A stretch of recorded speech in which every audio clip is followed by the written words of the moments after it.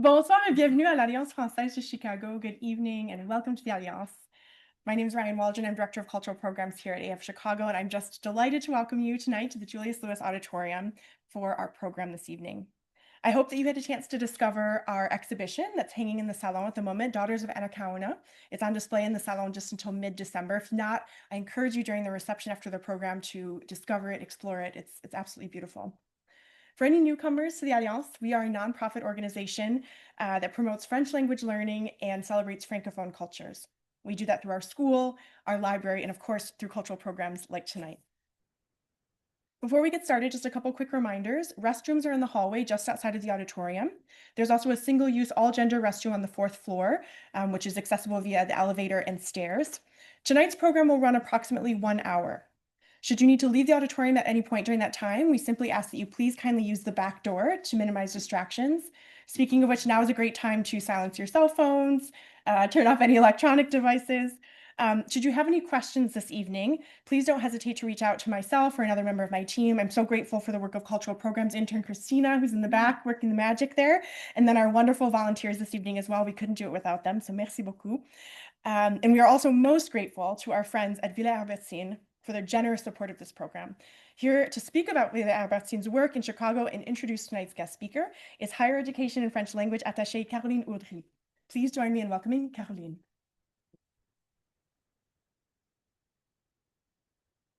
Merci, Ryan. Good evening, everyone. So my name is Caroline Audry. I work for Villa Albertine. I am currently serving as acting cultural attaché. I'd like to start by warmly thanking Alliance Française for hosting and coordinating this event. A quick word about Villa Albertine. It represents, as you said, the cultural and educational services of a French embassy in the US. Our mission is to support French artists, French authors, thinkers across the US, and to foster dialogue between our cultures. Today, I'm delighted to introduce Miguel Bonnefoy, a French-Venezuelan author who joins us today to present his latest novel, Le Rêve du Jaguar, in English, The Dream of the Jaguar, and to share his insights with you. Before we dive into his literary work, I'd like to say a few words about Miguel's international background, because it's pretty impressive.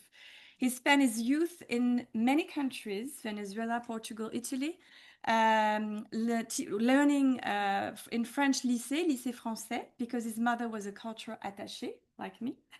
And much later, he taught French in many Alliances Françaises around the world. And in 2018, he spent a year in Rome at the prestigious Villa Medici. Miguel's passion for literature began at a very early age. At just 23, he received his first literary prize for his short story, La Maison et le Voleur. In 2015, his debut novel, Le Voyage d'Octavio, made him a finalist for the Goncourt Prize, first novels. He went on to publish Sucre Noir in 2017 and Héritage in 2020, before releasing Le Rêve du Jaguar last year in 2024, the novel he will read from today. But I stop here and let Miguel speak for himself. He's, after all, the best person to tell you about his own work. Please join me in giving him a warm round of applause. Thank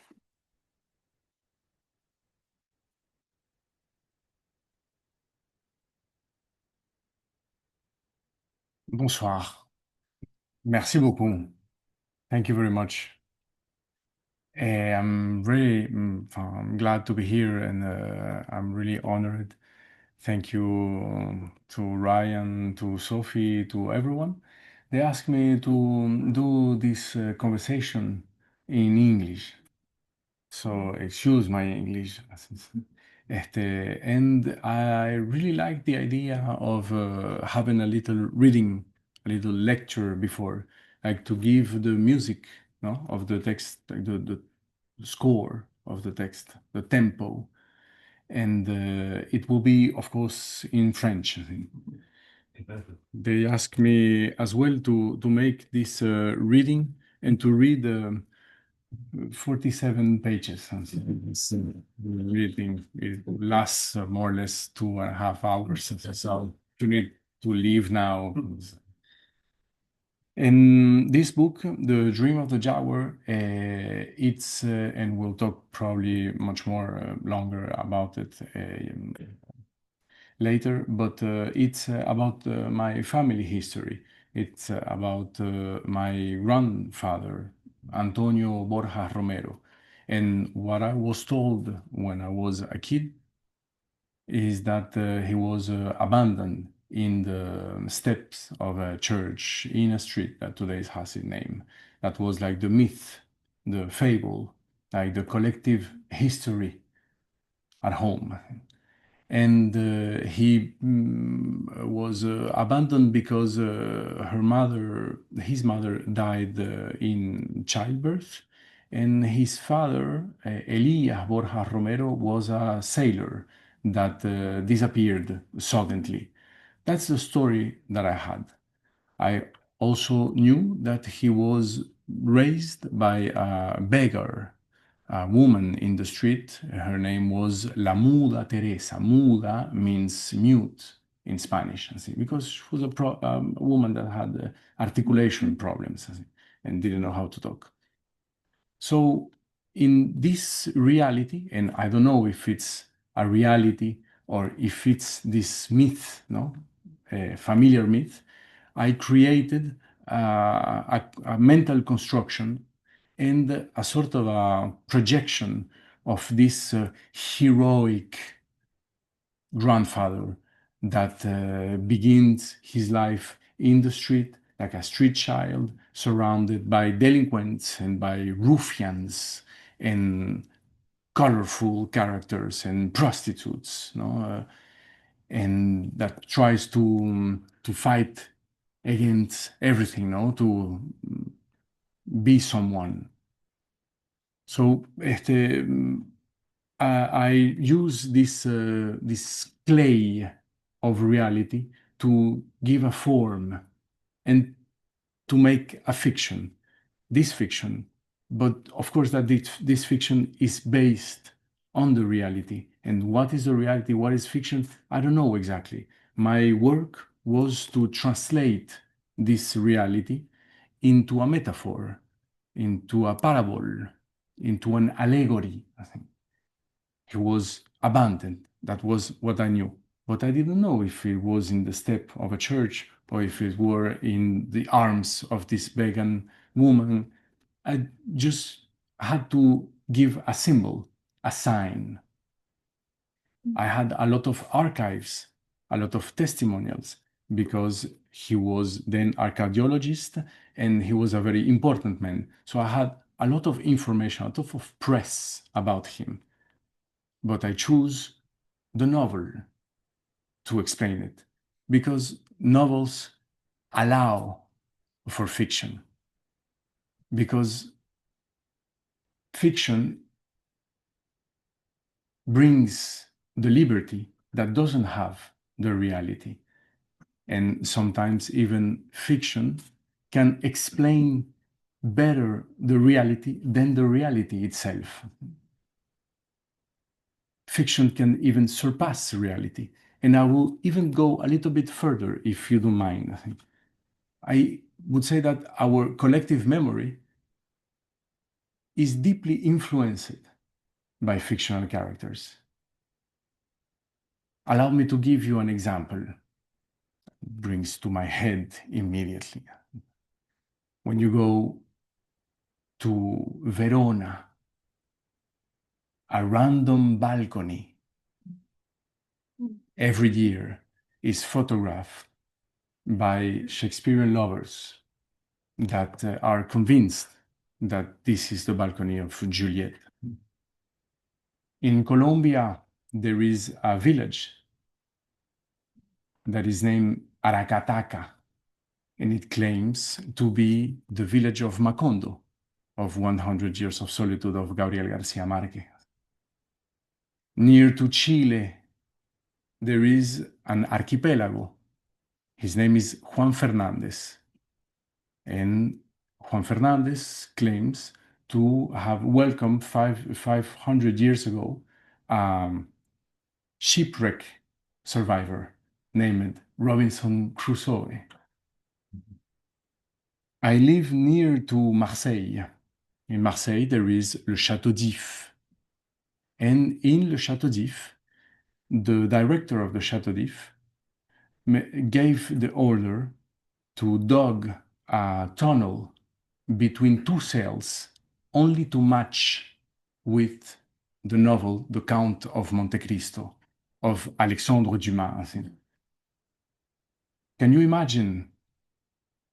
I heard that the British Postal Service receive during 100 years mails and letters that were addressed to a certain Sherlock Holmes in the 221 Baker Street. So biology says, no, and tell us that we are the son and the daughters of our father and of our mother, of beings of flesh and bones. But I suspect that we are descended from beings of ink and paper, that were descendant as well of a collective memory, of shared dreams, or an invented and imagined world that built the one where we live. So that's why I chose this novel to talk about the reality.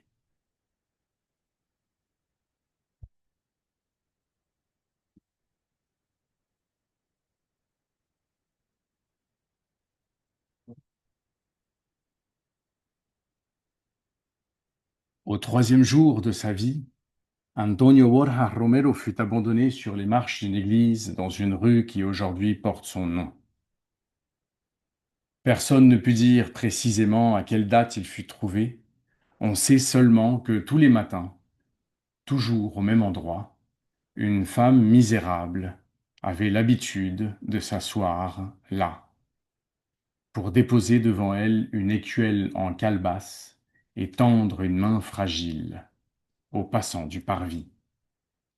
Quand elle aperçut l'enfant, elle le repoussa d'un geste dégoûté. Mais son attention fut soudainement attirée par une petite boîte brillante, cachée entre les plis du lange que quelqu'un avait laissé là comme une offrande. Un rectangle en fer blanc, couleur argent, taillé d'arabesques fines. C'était une petite machine à rouler des cigarettes. Elle la vola, en la mettant dans sa poche, puis se désintéressa du bébé. Mais elle constata, toutefois, pendant la matinée, que ces timides vagissements, que ces cris hésitants attendrissaient les fidèles qui, les croyant ensemble, remplissaient tour à tour le fond de son écuelle avec de petites pièces en cuivre. Le soir venu, elle l'emmena dans une basse-cour, lui colla la bouche à la mamelle d'une chèvre noire dont les pis étaient couverts de mouches, et le fit allaiter à genoux sous son ventre d'un lait épais et chaud. Le lendemain, elle l'entoura dans un torchon de cuisine et le pendit à ses hanches. Au bout d'une semaine, elle se mit à dire que l'enfant était le sien. Cette femme, que tout le monde appelait la muette Thérèse, la muda Teresa, parce qu'elle avait de troubles d'articulation, devait avoir vaguement la quarantaine, bien qu'elle n'eût elle-même pu préciser son âge. Dans son visage, il y avait quelque chose d'indien, et sur le côté gauche, une légère paralysie que lui avait causée une ancienne crise de jalousie.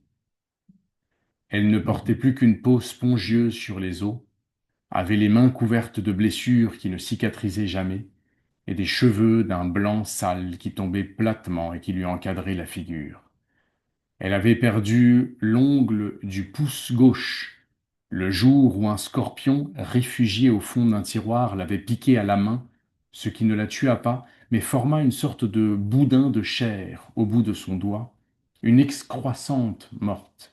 Et c'est ce bourrelet de chair que l'enfant suça, ses premières semaines avant de s'endormir. Elle le nomma alors Antonio, car l'église où elle l'avait trouvé était placée sous le patronage de saint Antoine. Elle l'alimenta de sa propre colère, de sa douleur silencieuse. Durant ses premières années, elle lui fit mener une vie désordonnée, une vie honteuse, une vie indigente. Elle se persuada que s'il survivait à cette misère, personne d'autre que lui-même ne pourrait le tuer. À 1 an, il pouvait à peine marcher qu'il mendiait déjà. À 2 ans, il parlait la langue des signes avant l'espagnol.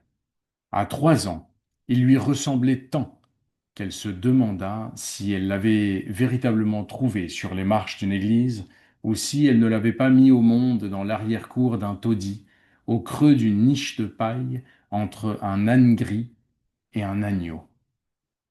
Elle l'habillait de fripes crasseuses, et pour émouvoir les passants, elle le serrait contre elle avec une fausse complicité, le mouillant d'une sueur âcre qui, par l'effet de la chaleur, devenait une sorte de gélatine grasse et jaune.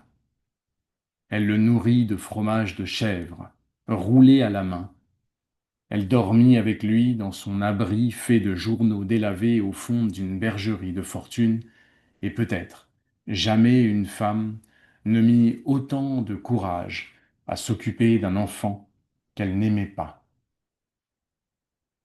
Néanmoins, pour Antoni, cette femme menteuse et avare, médisante et voleuse, fut la meilleure mère à laquelle il put aspirer. Il prit pour de la tendresse la rudesse qu'elle lui témoignait et cet amour vénéneux que la pauvreté avait tissé entre eux. Il grandit avec elle à La Rita, sur les berges du lac de Maracaibo, dans un endroit du monde si dangereux qu'on l'appelait Pela el ojo, c'est-à-dire ouvre l'œil. À 6 ans, Antonio ne croyait plus aux miracles. Il vendait des pierres de jet comme porte-bonheur et savait tirer les cartes, car la muette Thérèse lui avait garanti que c'était la seule science qui pouvait convaincre les hommes sans avoir l'inconvénient d'être vraie. À 8 ans, elle lui apprit à reconnaître les mauvais aguadores, les porteurs d'eau, qui vendaient l'eau sale du lac en le faisant passer pour l'eau propre des pluies. Elle lui apprit à se méfier des épiciers, qui déréglaient leur balance grâce à un trombone déformé, les ouvriers qui revendaient les vis destinés au coffrage des chantiers et les dresseurs de coqs de combat qui, dans les galodromes, cachaient des lames de rasoir sous la griffe des éperons. Elle l'avait préparé à cette vie dure, pleine de prudence et de nécessité, de bataille et de méfiance, au point que si un pasteur, pendant une messe, annonçait brusquement la nouvelle qu'un saint s'était mis à pleurer, Antonio était le premier à lever les yeux au plafond de l'église pour voir d'où venait la fuite d'eau. Je ne veux pas vous embêter et ennuyer plus longtemps. Voici plus ou moins en quelques mots comme ça le début du livre. Merci pour votre gentillesse et pour votre attention.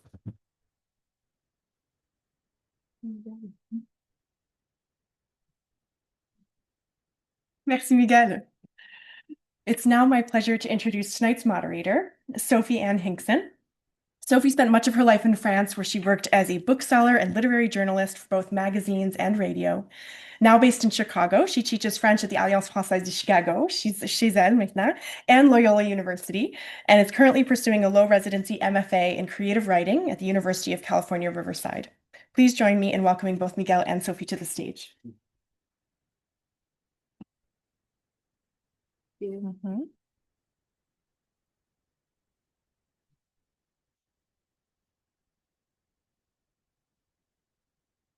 Bonsoir tout le monde. Hi everybody. Bonsoir Miguel. Bonsoir. What a pleasure to have you with us.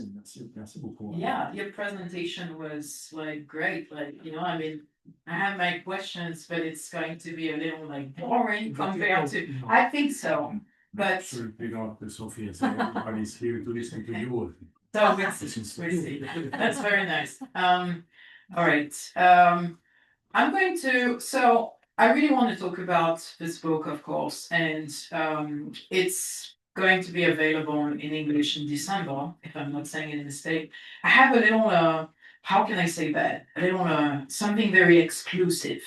I can read the first sentence of this book in English, and I'm going to do it because I have a question, of course. So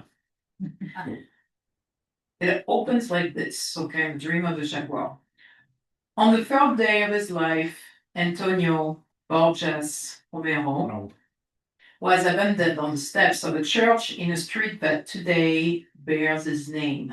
So you have one destiny exposed in one sentence. And it's not the first time that I think in your books you have this bigger than life, stories with characters as you said something that stayed with me, with like talking about characters that fight to be someone. So why can you see, I know it's hard sometimes for writers to like know why they write about things, but like, do you manage to see why you choose this type of like big stories and like characters who are like going to just, become, like big characters?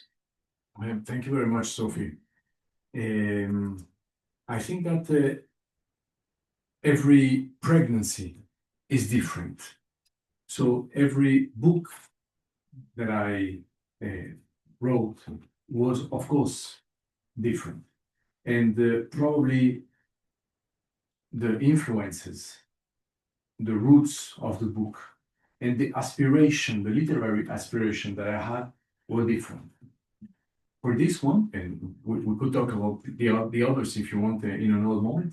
For this one, it was a story that I had in the barrel of my heart during 30 years.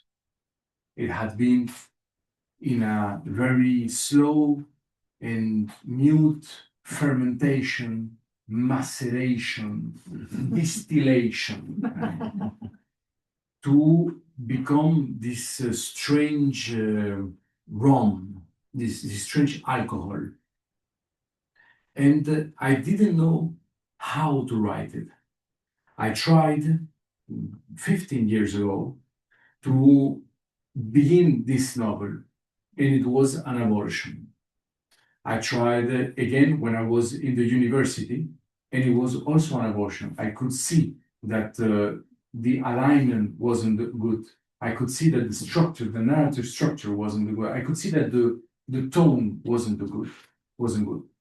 And one night, I had a dream of this sentence, this first sentence that you wrote, that you read. It was a gift of the night. Jorge Luis Borges, the Argentinian writer Borges, wrote about the gift of the night, los dones de la noche, les dons de la nuit. That in the night, in this moment where you are in this weird and oniric dimension, you can have a sort of a porosity with a poetry in the world, and it's like an angel that gives you something. And I dreamed this sentence. So in the morning, the first thing that I did was to wake up and to note it, to be sure that I could crystallize it, as a sort of a condensation of the sentence. And the sentence gave me the music, gave me the score, gave me the tempo, the partition. And I already had the story in my heart, but I didn't have the music. I didn't know how to dance with this story. And I think that I know that there is a lot of writers in the room, and you're a writer as well, that every writer has a music that is specific to them. It's his own music. And if you know how to capture it, how to maintain it, how to cultivate it, So you can write any story. It doesn't matter because the music will flow with you. And if you hit a wrong note trying to read, you destroy the pact that you made with the reader at the beginning of the novel. You know what I'm saying? You destroy the agreement that you had with your reader. So this first sentence was very important to me because it gave what Gave you the tone for the it story. gave me the tone. Pierre Michon, a French writer, have a beautiful image, a beautiful metaphor. He spoke about the la loi. La loi, it's the sound that made a coin when it falls in the ground. It made a ping. Has that this ping is the first sentence, and the job of the writer is to keep that loi. So you create a hypnotic, a sort of a magnetism with the note, and the reader continue to reading you. That was the first loi. How did you manage? That's again beautiful image. How did you manage to like keep this tone, like working with the material, the story of your family? Because like if I understood correctly, it's the story of your grandfather. Oui. And you said like a lot of very interesting things, like what carried you, if I can say, to write this story. But like I'm curious to know, like, how did you find the right perspective? Because you talked about an allegory. Like, how did you know how to, like, you know, where this allegory would go? Like, what's the story of this book? Did you also collect some documents? Did you go talk to family members to have, you know, maybe like remains of like, you know, stories, family stories? Like, how did you organize all of that? How did you like preserve the music also, like your job also as a writer? That was probably the most complicated part, is the idea of choosing. My case is not extraordinary. Everyone here has a fantastic, marvelous, and crazy family history. But the reality is so unbelievable because the reality can have the luxury to be unbelievable, to be Wagnerian, to be volcanic, to be explosive, to be not real. The fiction cannot have this liberty. The reality is so impressive that probably if you tell me the history of your family, I would say, no, this is not possible. No, it's a lie. And you will say, no, my friend, you know, I'm just giving you a little percentage of what it is.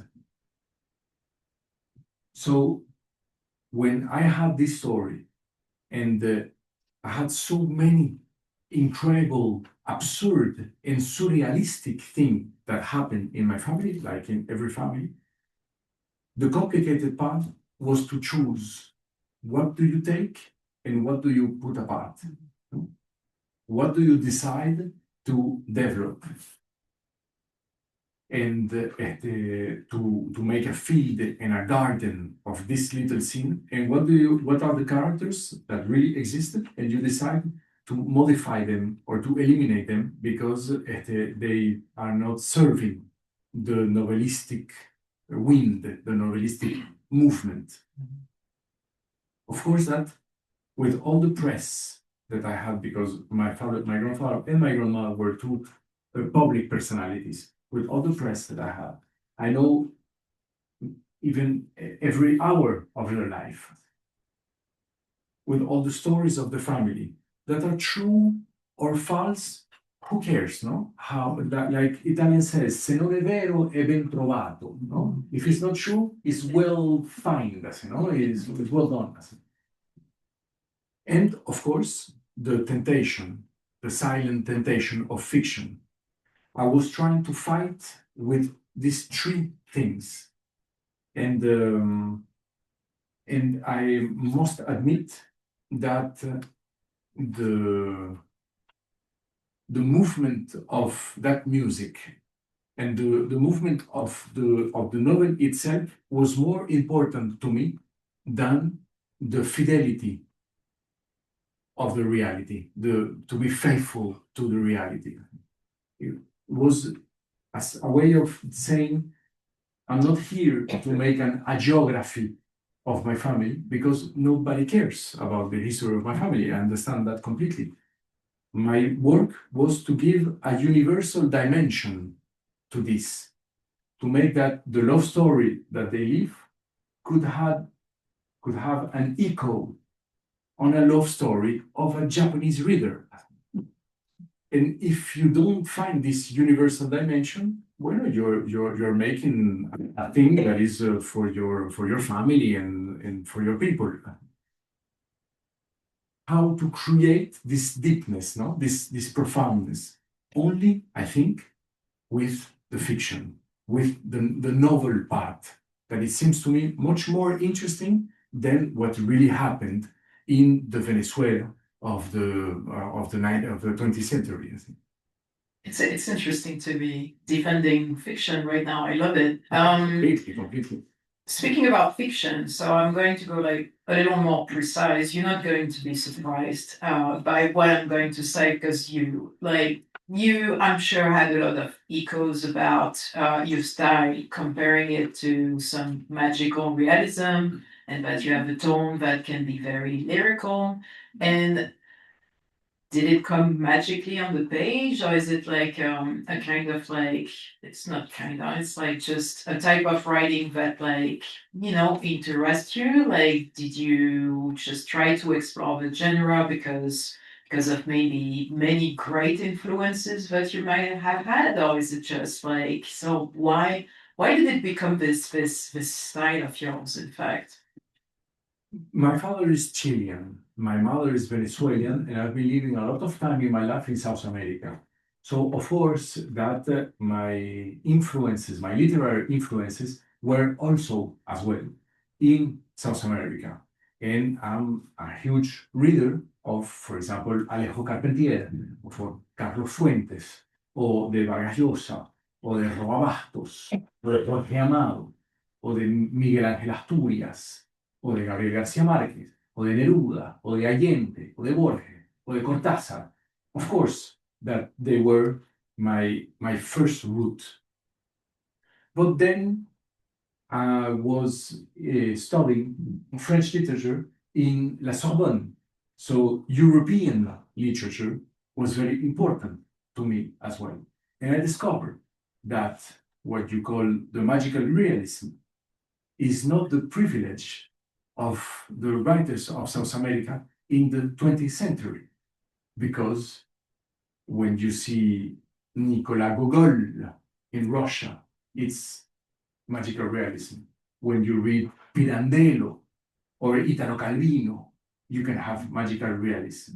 When you read Oscar Wilde, when you read Sylvie Germain, when you read Marcel Aimé, when you read El Quixote, when you read Homère, Virgile, Les Métamorphoses d'Ovide, you are in magical realism. When you read Bulgakov or Murakami or Cartarescu, you are in magical realism. So in a certain point, the magic in literature has been a dialogue, a conversation between two continents that have been moving. And it became, I think, and maybe I'm wrong, a tool, a literary tool, an instrument. For example, when Kafka wrote La Metamorphosis, he was talking about Judaism and exclusion, using the fantasy to talk about this. When Garcia Marquez was writing 100 Years of Solitude, he used fantasy to talk about the violence of La Banana Fruit Company and the imperialism in the Caribbean. When Cortázar wrote La Casa Tomada, he was using fantasy to talk about the dictatorship of Videla in Argentina. When Ionesco wrote The Bold Soprano, he was using the absurdity of the theater to talk about the Second World War. So in a certain point, the magic and the craziness and the madness that you can put in a coherent field in literature, it's only a tool to speak about something else, I think, to go further and to create, as you were saying, an allegory, a parable, an hypotyposis, to give a symbol and a sign of something to be much more understandable than if you just were talking about the reality. That's why maybe one novel can explain better history than a lot of historical books, because it use a form that is much more simple, that she's using images. Yeah, and you said also something very interesting about being in conversation also with like authors and just like books. Like I think this is a great image. I'm stealing it to like an American author called Dan Sean, but like describe that as like just being, like kind of like fed, if I can say, by like other works and having it back in our writing. It's interesting that we are talking about writing and your heritage in a way, your heritage meaning what you read as a reader, and also like like other influences also from like your heritage, meaning that like you have this foot in Europe and this foot also in like South America. And if I'm not saying any mistake, you were born, you are French and Yes. also Venezuelan. Yes. And we talked about like the heritage in terms of like writing, but like I know it's a very big question, but like do you think it also kind of like influences the way you see the world, like to have this kind of like and in a minute I'm going to ask you about how it feels to be like an international author, but like to have this like this foot in South America, and I'm going to say it that way, in South America and in Europe, like does it how do you see the world like? I see the world in the way that one of the good paths that can take humanity to be better is probably with mixed race, with crossings, and with a certain mélange of different traditions, cultures, and languages. I wouldn't be here if it wasn't that. And I'm married to a Danish woman. So my children have today 3 nationalities, and they are the adults of tomorrow. So they are being raised in a world where there is porosity in the frontiers, where there is tolerance, when it doesn't even pass in their head the racism. So they will be the adults of tomorrow, and they will be probably the ministers of tomorrow. They will be the presidents of tomorrow. They will be the person that choose what is going in the world. And I'm very proud to see that I'm giving to my children what my parents gave to me. It's a sort of a large possibilities, and to take the best thing of every country. So of course that I'm very proud of this. Knowing that it's also something that is like recurrent also in your books, Absolutely. right? Like it's, we could discuss that, for like hours, I think. Oui. I have a question, and I don't want to steal the time of the audience for like the Q&A, but like I am very happy to find you here in Chicago with me because I started to follow you when I was still living in France, when I was a bookseller, and when I was, writing about your books.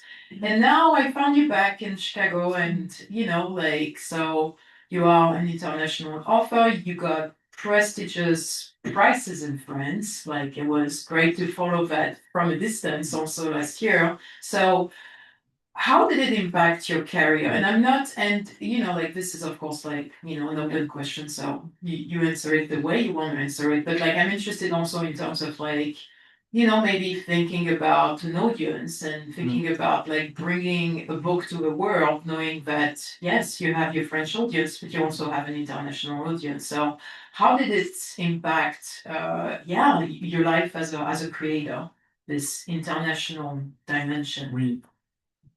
Mira, I was the first surprised for all these prizes and all this press, no, and all that noise around me, because I choose to be a writer, so I choose normally to be in the loneliness, in the solitude, and in the silence. And today, of course, the world is asking me to be exactly the opposite, no, to be a public man. And this weird and strange success that suddenly appears with this book, and it's probably a sort of a huge misunderstanding. You know what I'm saying? André Malraux always said that success is always a misunderstanding. And I was the first surprise because I don't write for this. I don't write to be in the television or to be in the radio or to have some prizes. I write because if I don't do it, I feel bad, no? It hurts, or my fingers, they exactamente. But what I really liked in this in the possibility of being to have a lot of readers is to discover the multiplicity of lectures, to see that the reader is the one that complete the novel, that you as a writer, you just give a fragment of your novel, you give like a first light, you give like a lighthouse or like a compass, but you don't do the travel, you don't do the journey. It's the reader that does it. The reader sees much more and he knows much better your book than you do, because he sees from another story that is not yours. So he had two stories, his own, and the story that he's reading. So have an advantage, to have a foot more. And you cannot imagine the quantity of readers that came to me explaining to me the book. I think it was marvelous. I was amazed to see that they were completely. I was completely agree. I agree completely with the person. They were in the truth, and it made me think about an image of a writer named Jean Genot. That he had this image that is quite pretty, and I don't resist the temptation to give it to you. He writes somewhere that the artist is like a child that is making a tower of stones. So he's putting one stone on another to make a tower. Chapter by chapter, stone by stone, he's creating his little structure. And like a child concentrated in his tower, he's not seeing in the other side. So he don't see that there is a light that illuminates the tower and gives a shadow that is much more big than the tower, much more dark, much more profound, much more huge, much more impressive. And that is what the reader sees. The reader sees the shadow of a book. The writer is only trying to be sure that the next stone won't fall, no, won't make the tower fall. And I think it's quite beautiful to live in this misunderstanding, no? And to see that all the readers are saying, look at this shadow, my friend. Look at this beautiful shadow. And I don't know how to create this shadow again. You know, you don't have a recipe. It's not like you cannot do the soup 2 times, no? It happens in a certain moment, and it's super beautiful because you're only the passerelle. You're only the one that is making the conduction from the reader to a story. But you have nothing to do in this thing, I think. And it's so beautiful. You should have like a little collection with like the images. You know, you have to talk about literature. No, it's true. It's very, very beautiful. I think it's time to open to a Q&A. So if you have questions, that would be fantastic. And I will ask you, if you don't mind, to wait for the mic for the questions. I'll say that we have been recording this interview, and so that the recorder can pick up the questions, I'll just ask that you wait till I get to you with the microphone, and I'll have you guys share that one if that's okay. Yeah. So first question, easy for me. Thank you so much for sharing your story and coming to Chicago from such a long way. I have 2 questions, very short one. One is you repeatedly use music as a parallel to compare writing a book. So I just wonder if you're a musician, was my first question. And my second question is, how much truth is in your novel? I know it's based on your family story and it's a fiction. So I just wonder what percentage of truth there is, or reality there is. Thanks. Merci beaucoup. Merci.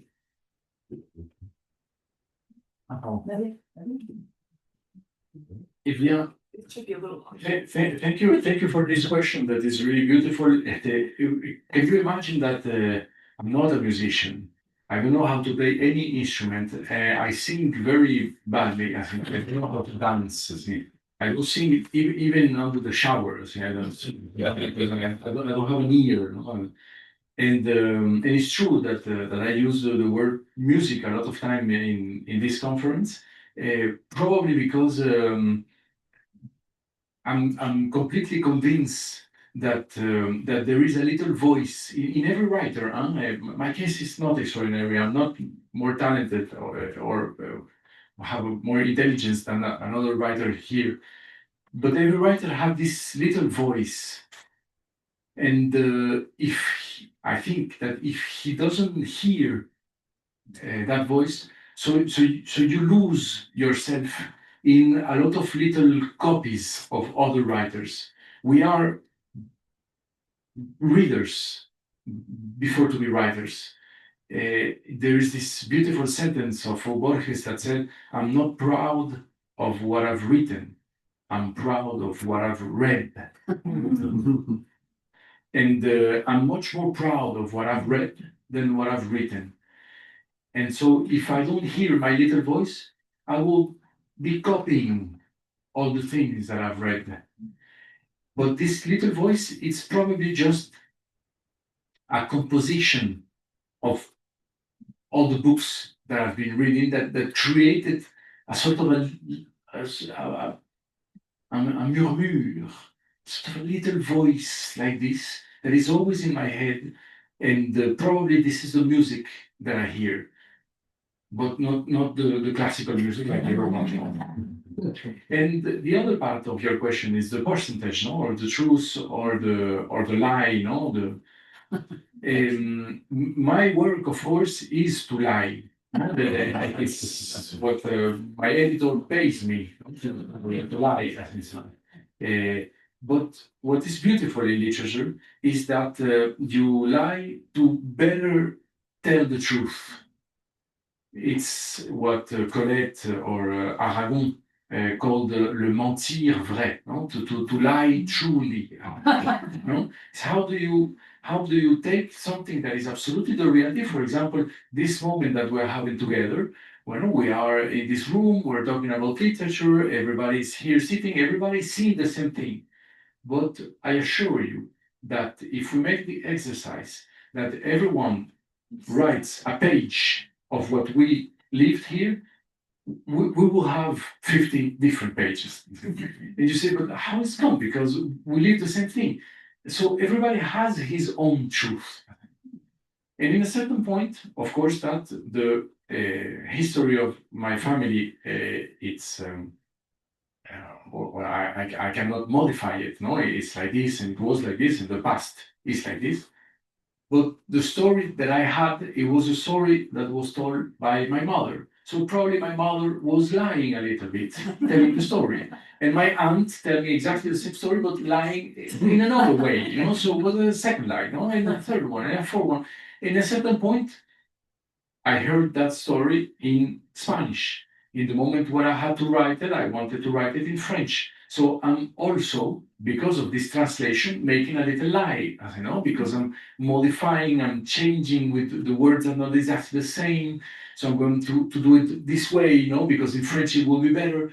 So there is a lot of filters that arrive to a certain truth that is not completely the truth, you see.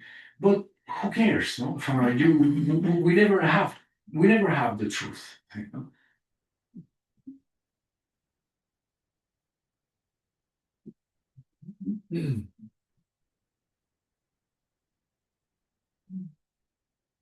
Bonsoir. Bonsoir.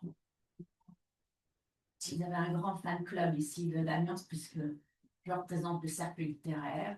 Et donc, vous avez beaucoup de mes étudiantes là. Ça me touche beaucoup. Merci beaucoup. On va d'ailleurs discuter de votre livre dans 15 jours. Donc, vous tombez à point. Sinon, j'étais agréablement surprise de retrouver un de vos personnages, le fils de Margot, dans Le rêve du lavoir. Donc, est-ce que c'est intentionnel? Est-ce qu'on peut s'attendre à retrouver un des personnages dans votre futur livre?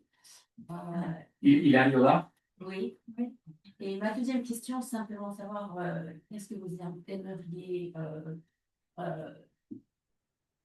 qu'est-ce que vous souhaiteriez que le lecteur emporte avec lui après avoir refermé votre livre? Ah, c'est beau ça.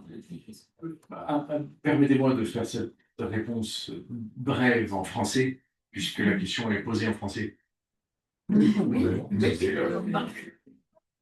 Le personnage d'Hilariola apparaît en effet dans le livre Le rêve du jaguar et dans Héritage. Il se trouve que mon père s'appelle Michel Bonnefoy. Il est né Pedro Miguel Bonnefoy à Santiago.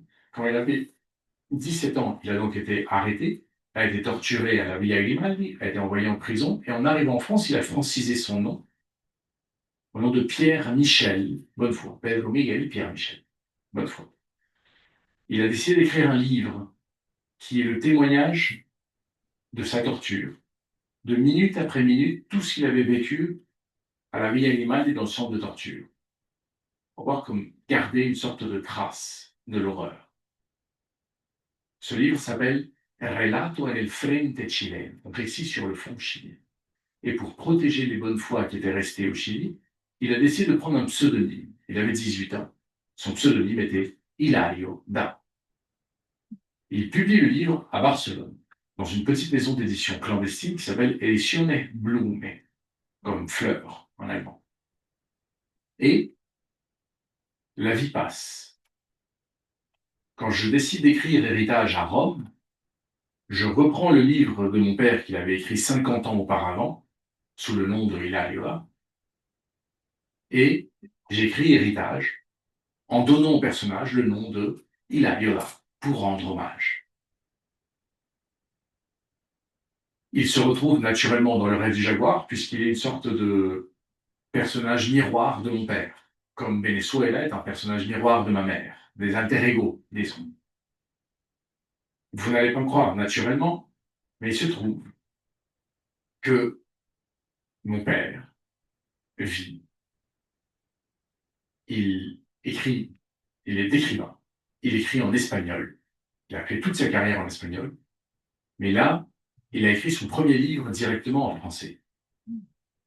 Je l'ai envoyé à ma maison d'édition en France. Mon éditrice, Émilie Colombani, l'a accepté et va le publier en mars. Mais il ne peut pas signer sous le nom de Michel Bonnefoy dans la même maison d'édition que moi, qui m'appelle Miguel Bonnefoy. Ça devient incestueux. Donc, il a décidé de reprendre 50 ans plus tard son premier pseudonyme, sous le nom de Hilario Daron. Et dans son livre, il y a un personnage qui s'appelle Cristóbal et qui a les yeux pleins de rêves et de jaguars.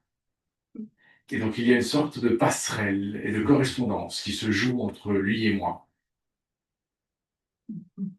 En ce qui concerne qu'est-ce que j'aimerais que le lecteur emporte de mes livres, eh bien, le plus beau butin de guerre. Et c'est toujours OK si je réponds en français? Is it okay if I have this answer in French or do you prefer to do it in English? Le plus beau butin de guerre, le plus beau cadeau à mes yeux qu'un lecteur peut faire à son auteur est celui d'écrire un livre ensuite. Qu'un livre te donne envie d'écrire. Que le livre que tu as lu soit un engrais dans la terre de ton propre livre et que ça débloque une histoire. Car jamais, moi, je n'aurais écrit de livre si je n'en avais pas lu d'autres. Et donc, le plus beau de tous les cadeaux est d'être celui qui, demain, en effet, écrit un livre qui donne de l'autre côté du monde à un jeune écrivain, dans sa mansarde perdue, l'envie et le désir ardent d'écrire à son tour, pour que ça devienne à son tour une nouvelle branche. Et ce système de bouturage, en quelque sorte, de livre en livre, me fait penser que la littérature est quelque chose d'épiphyte. Dans le monde de la botanique, on utilise épiphyte pour parler des plantes qui naissent sur d'autres plantes. Par exemple, les orchidées sont épiphytes. Les fleurs de l'orchidée poussent sur d'autres orchidées. Eh bien, je me permets cette analogie audacieuse en me disant que la littérature est aussi épiphyte et que tout livre pousse sur un autre livre, qu'il prend racine sur une matière qui préexiste, qui était déjà là avant. Alors, j'aurais un grand espoir de pouvoir être cette petite orchidée qui fait naître notre fleur. We have time for one more question.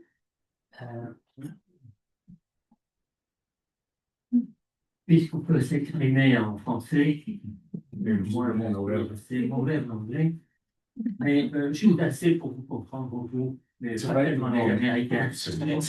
Nous partageons sans doute ce que comprendre l'anglais.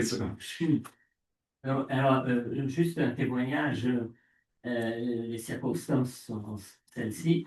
Je suis ici depuis un peu plus d'un mois à peine, et un mois avant, je participe à un groupe de lecture et nous avions dans ce groupe de lecture à lire en commun Le rêve du jaguar, que tout le monde a apprécié.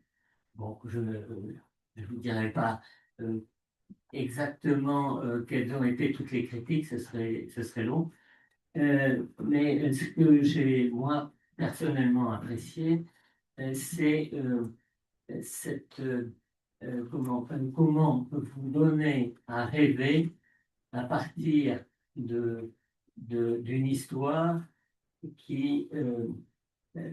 qu'on pourrait faire sienne d'une certaine façon, dans la mesure où elle n'est pas, elle demeure crédible. Je ne sais pas si je me fais bien comprendre, Tout à fait. mais je suis toujours très choqué, vous voulez, dans certains romans, de trouver des choses tellement peu crédibles que ça casse tout. Et je trouve que pour donner à rêver, justement, il faut qu'il y ait du crédible en même temps. Bien sûr. Et je trouve même un peu réducteur quand vous disiez que le plus beau cadeau que vous puissiez avoir, c'est que quelqu'un puisse écrire à votre suite.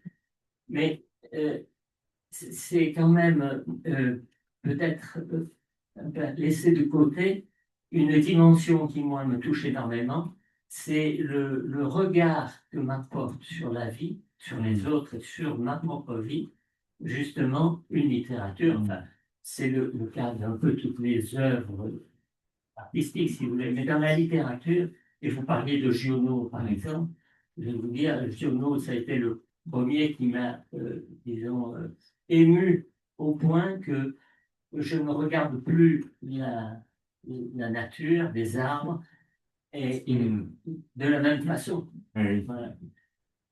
Oui, non, c'est très beau. Ouais, merci beaucoup. Vous avez absolument raison. Je, je pense que votre réponse est meilleure que la mienne. Ma vie, parce que je trouve que c'est très juste ce que vous dites. Mais par rapport à cette idée aussi de rendre crédible quelque chose qui semble invraisemblable, sans casser le rythme du texte, non, sans poser la pierre de trop qui fait qu'on dit ah non, là juste t'as dépassé la chose. C'est une frontière très délicate et je pense que tout écrivain, encore une fois, mon cas n'est pas extraordinaire, est sans souci comme un funambule, non, comme un équilibriste en train de marcher sur cette corde pour essayer de garder son lecteur tout en se permettant de temps en temps des pas intrépides. Et ceci, en effet, a été utilisé en études littéraires par l'idée de suspension of disbelief, non, la suspension de l'incrédulité. C'est cet instant où, lorsque tu ouvres un livre, tu fais un pacte avec l'auteur de dire je vais croire ce que tu me racontes. C'est-à-dire, je vais suspendre un temps mon incrédulité pour pouvoir rêver avec toi, bras dessus, bras dessous, marcher avec toi dans cette espèce de monde onirique et étrange que tu me présentes, et je vais vouloir y croire pour qu'ensemble on puisse atteindre cette autre dimension dont vous parlez, qui est la dimension du rêve et qui fait qu'on peut même faire basculer un peu la perception de l'autre. Et bien sûr que je ne serai pas la même personne si, à un certain moment de la vie, je n'avais pas lu L'idiot de Dostoïevski, si je n'avais pas lu Le portrait de Dorian Gray, si je n'avais pas lu Les Mémoires d'Adrien de Yourcenar, et qui tout à coup comme ça te donne une sorte de vision du monde, où tu dis ah on peut donc voir la vie sous cet angle. Et vous savez, moi je fais un rêve un peu récurrent, très, très étrange, où je rentre dans une rencontre littéraire, dans une bibliothèque en ébène, et la rencontre elle est donnée par Garcia Marquez. Et il est habillé avec un pull rouge Lacoste, avec un petit crocodile Lacoste. Et je m'approche comme ça, il me voit et fait ah, excuse-moi, non, a la gentillesse de se lever, on se prend dans les bras.